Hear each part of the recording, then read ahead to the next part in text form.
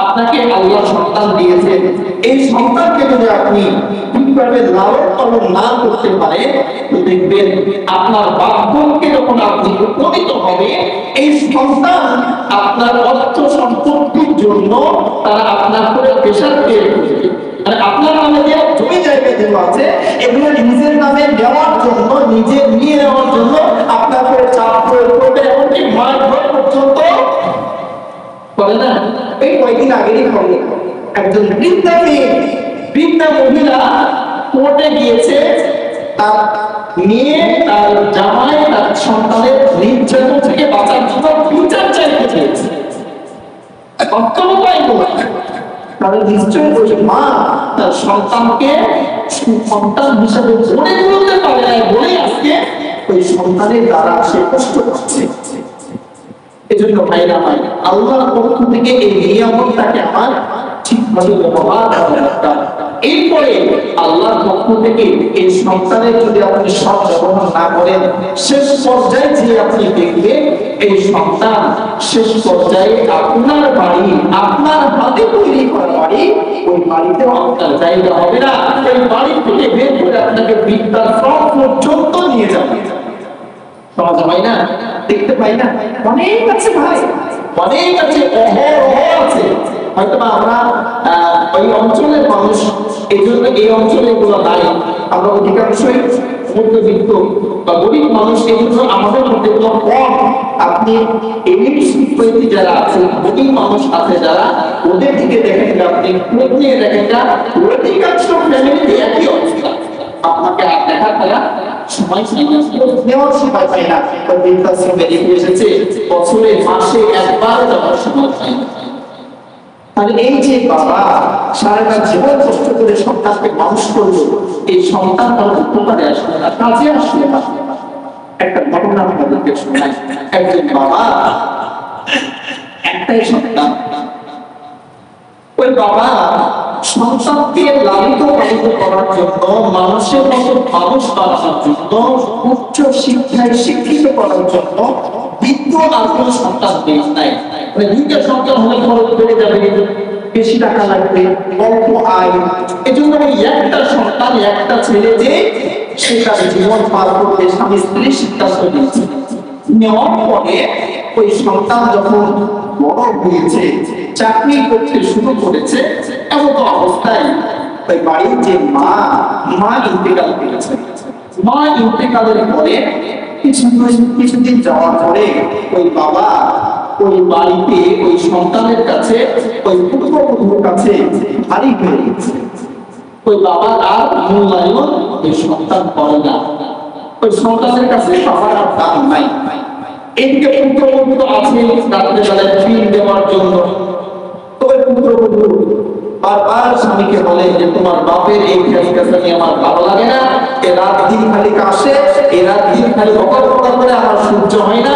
এই বাবা যদি বাড়িতে থাকে, আমি বাড়িতে কি বুঝেন নাই, আমি বাড়িতে থাকবো না। তোমার বাপকে তুমি বৃদ্ধাশ্রমে রেখে আসো, সমাজে অনেক বৃদ্ধাশ্রম আছে, এখানে রেখে আসো। তো বইয়ের কথা শুনে বাবাকে বৃদ্ধাশ্রমে রেখে এসেছে। বাড়িতে ছিল ছোট্ট একটা পোতা, ছেলে একটা ছেলে পোতা। এই পোতা আর দাদা, নানা আর নাতি এর সম্পর্ক কিন্তু খুব মধুর সম্পর্ক, তাই না? কি আপনারা কি বলেন? ভালো সম্পর্ক। তো এই পোতা একদিন তিন দিন চলে যায়, দাদা বাড়িতে নাই। এই পোতা মন খারাপ, দাদা কোথায় গেল? বাবাকে একবার জিজ্ঞেস করে, মাকে একবার জিজ্ঞেস করে, দাদা দেখছি না। তো মা একবার এক কথা বলে, বাবা একসময় এক কথা বলে, বিভিন্ন কথা বলে সন্তানকে বোঝানোর চেষ্টা করে। সন্তান কিছুদিন যাওয়ার পরে বাড়ি থেকে বের হয়েছে। বের হওয়ার পরে কিছু একটা মোড় আছে, ওই মোড়ে কাছে গিয়েছে। যাওয়ার পরে দেখছে একটা টুলে, একটা স্টলের টুলে দাদা বসে আছে, বাড়ির দিকে চেয়ে আছে, বাড়ির দিকে দাঁড়িয়ে বসে আছে। ওই ছোট্ট মাসুম বাচ্চা ওই মুখটা দেখে দৌড় দিয়েছে দাদার দিকে। দৌড় দিয়েছে, দাঁড়িয়ে জড়িয়ে ধরে বলছে, দাদা আজকে কয়েকদিন হয়ে গেল তুমি বাড়িতে নাই। বাবাকে জিজ্ঞেস করলে এক কথা বলে, মাকে জিজ্ঞেস করলে আর এক কথা বলে। কোথায় ছিলে তুমি? আর এখানে কেন বসে আছো? বাড়ির দিকে তাকিয়ে আছো, চলো বাড়িতে যাই। দাদা বলে, ভাই ভাই, দাদু ভাই, ওই বাড়ি তো এখন আমার না রে ভাই, ওই বাড়ি তো আমার না, ওই বাড়ি আছে তোমার বাবা। এই কারণে তোমার বাবা আমাকে ওই বাড়িতে আর রাখে নাই ভাই, তোমার বাবা আমাকে বৃদ্ধাশ্রমে রেখে এসেছে। এই কথা শোনার পরে বর্তমান সময়ে ডিজিটাল টেলিভিশন এখন প্ল্যান করছে যে দাদাকে কি করে বাড়িতে ঢোকানো যায়। বলছে, দাদা তুমি এখানে বসো, আমি আসছি। বাড়িতে যে বাবাকে বলছে, বাবা আমাদের সমাজে সবচেয়ে ভালো বৃদ্ধাশ্রম কোনটা? সবচেয়ে ভালো বৃদ্ধাশ্রম কোনটা? যেখানে খুব ভালো কেয়ার করে, মানুষের দেখাশোনা করে, টাকা পয়সা বেশি লাগুক, কিন্তু ভালো বৃদ্ধাশ্রম কোনটা? ওই বাবা কি বলছে যে অনেক জায়গায় একটা বৃদ্ধাশ্রম আছে, ওটা খুব ভালো। বাবা এখন জিজ্ঞেস করছে, বাবা কি ব্যাপার, তুমি বৃদ্ধাশ্রমে ফুল দিচ্ছ, এর কারণটা কি? বলছে, বাবা তুমি যখন বুড়া হবা তখন তো তোমাকে বৃদ্ধাশ্রমে রাখতে হবে, এই জন্য খোঁজ খবর নিয়ে রাখছি কোন বৃদ্ধাশ্রমটা ভালো। বাবার কাছে মাথা চাপা করে কি কথা বলবো, ঠিক শুনছো বাবা, তোমাকে আমি ভালোবাসি, তোমার কি কেয়ার করি না, তোমাকে প্রয়োজন মিটাই না, আমি তুমি আমাকে বৃদ্ধাশ্রমে রাখবে। ছোট্ট বাচ্চা তুমি আমাকে বলছো বৃদ্ধাশ্রমে রেখে আসবে? ছোট্ট মাসুম বাচ্চা বাবাকে ডাক দিয়ে বলে, বাবা তুমি আমাকে ভালোবাসো, তুমি আমার সকল প্রয়োজন মিটিয়ে দাও, সব ঠিক আছে। আমি জানতে চাই আমার দাদা কি তোমাকে ভালোবাসে নাই? আমার দাদা কি তোমার সকল প্রয়োজন মিটায় নাই? আমার দাদার কোন অপরাধের কারণে তাকে তুমি বৃদ্ধাশ্রমে রেখে এসেছো? আমি জানতে চাই কোন অপরাধ আমার দাদা করেছে? আমার দাদা তোমার ভালোবাসে নাই, পড়াশোনা করাই নাই, শিক্ষিত করাই নাই, আজকে আমার দাদা কেন বৃদ্ধাশ্রম? বাবার কিছু মাথা খারাপ হয়ে কি কথা বলে ছোট্ট বাচ্চা আমার, ওই তোমার দাদা বলে ওই স্টলে বসে আছে। বাবাটা যে দাদা, ওই যে বাবা পার হয়ে পড়ে গেছে সন্তান, যে বাবা আমাকে তুমি মাফ করো, আমার সন্তান আমার চোখ খুলে দিয়েছে যে আমি কত বড় অপরাধ করেছি। ওই মুরব্বী বেচারি উঠের উপরে বসে কাঁদে আর বলে, ওরে সন্তান তোমাকে লালিত পালিত করতে যে কত কষ্টই না আমি করেছি।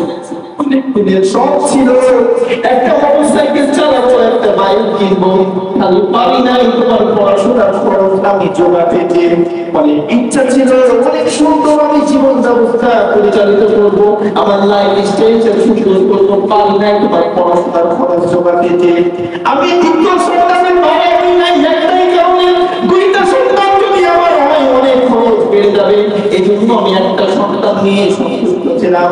তোমাকে উচ্চ শিক্ষিত করেছি, পড়াশোনা শিখিয়েছি, চাকরি আমি এগিয়ে দিয়েছি, এরপরেও তুমি আমাকে বৃদ্ধাশ্রমে রেখে এসেছো। বাবা আমি জানতে চাই কোন অপরাধের কারণে আমার জায়গা হয়েছে বৃদ্ধাশ্রমে?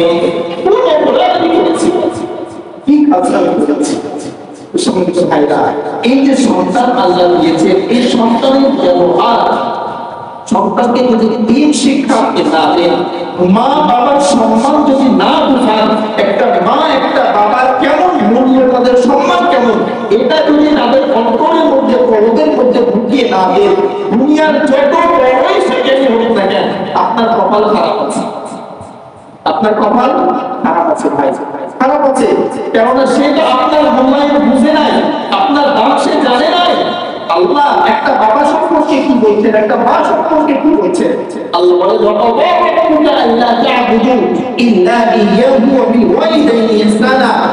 প্রত্যেকটি সন্তানের দায়িত্ব কর্তব্য আমি আল্লাহ ইবাদতের পরে তার মার প্রতি ইহসান করবে, তাদের সঙ্গে সব ব্যবহার করলে ভালো ব্যবহার করবে।